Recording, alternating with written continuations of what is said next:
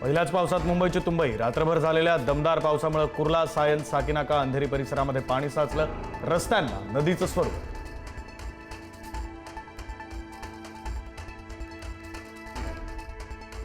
रात्रभर झालेल्या दमदार पावसाचा मुंबईची जीवनवाहिनी असलेल्या लोकलवर परिणाम. मध्य आणि हार्बर रेल्वेची वाहतूक उशिरानं तर पश्चिम रेल्वेची वाहतूक सुरळीत.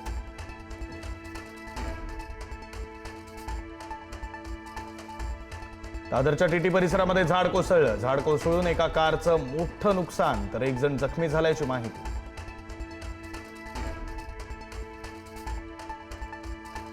सततच्या पावसामुळे मालाड पूर्वेच्या कोकणीपाडा परिसरामध्ये घरात शिरलं पाणी. मुंबईत अपुऱ्या नालेसफाईचा नागरिकांना थेट फटका. मुसळधार पावसामुळे नागरिकांचे हाल.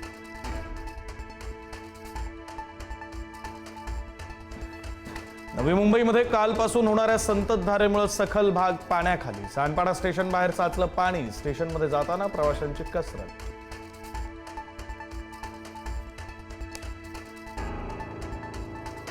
पहिल्याच दमदार पावसात कल्याणच्या बिर्ला कॉलेज रोडवर भलं मोठं झाड कोसळलं. 4 दुचाकींचं नुकसान, 2 वाहनांचं मोठं नुकसान. सुदैवानं जीवितहानी नाही.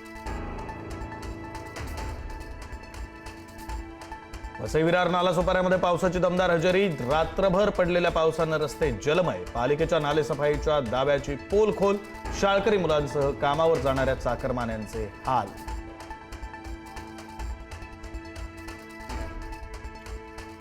रायगड जिल्ह्यामध्ये वादळी वाऱ्यासह पावसाची जोरदार हजेरी. रोहा आणि पेण तालुक्याला पावसानं झोडपलं.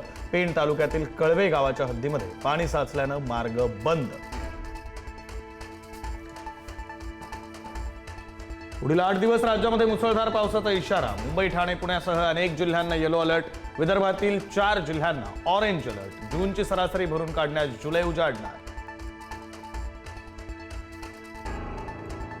शरद पवार, उद्धव ठाकरे आणि काँग्रेसच्या ज्येष्ठ नेत्यांची आज बैठक. ठाकरेंच्या शिवसेनेतील खासदार फुटीनंतर बैठकीचं आयोजन. फुटी संदर्भात काय निर्णय होणार याकडे लक्ष. मुंबई गोवा राष्ट्रीय महामार्गावरील दर्जाहीन कामांचा वाहन चालकांना फटका. निकृष्ट दर्जाच्या सर्व्हिस रोडमुळे 2 अपघात. कशेडी ते राजापूर मार्गावर अनेक ठिकाणी कामं पूर्ण.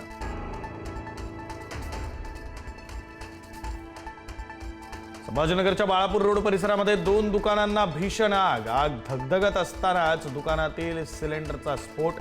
स्फोटाच्या आवाजाने संपूर्ण परिसर हादरला.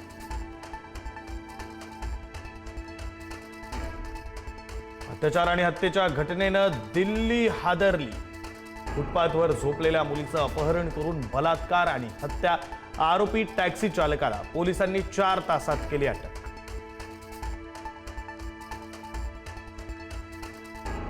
अमेरिकेतून भारताची घरगुती गॅसची आयात जूनमध्ये 10 लाख टनांचा टप्पा ओलांडण्याची शक्यता. जून महिन्यामध्ये भारत अमेरिकेतून सुमारे 11 लाख ते 12 लाख टन एलपीजी मिळवण्याच्या तयारीत.